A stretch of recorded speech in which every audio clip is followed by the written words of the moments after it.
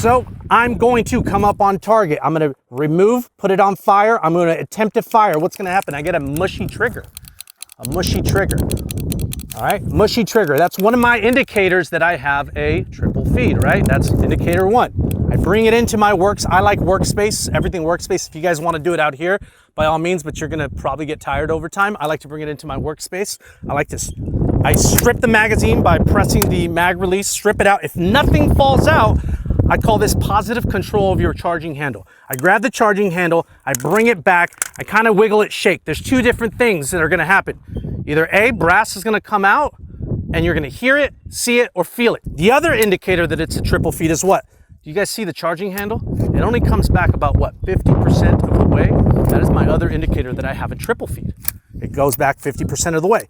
Because this rifle's stiff and hard, what I like to do with a rifle like this is I press the bolt catch, the bottom of the bolt catch, and then I karate chop it and the brass falls out. At this point, I make sure that the charging handle's forward again. I grab my source of ammunition, send the parts forward, and I can fire. Any questions on that technique? So, rifle oriented, upside down. Piece of brass in the trough, make sure that charging handle's forward. You can drop it in more so that it's actually under or over the bolt, whatever you want to call it.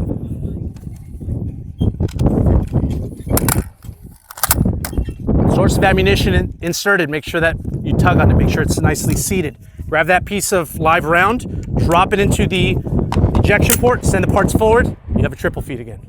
Brass over bolt or bolt override, whatever you want to call it. I prefer you guys use my name. That's what I'm saying. So, attempt to fire, select fire, mushy trigger. Attempt to put it back on safe if you want. I'm totally fine with that. Strip that magazine. Positive control. You notice what I'm doing with my magazine? I'm not releasing, I'm retaining it. I have big enough hands where I can retain it. I have the dexterity to be able to retain it. If you don't, drop that magazine.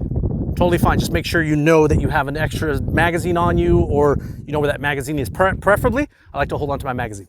So, indicator again, 50-50, right? 50%. Bolt catch, karate chop it. Brass comes out, magazine in, parts forward, and I get to work.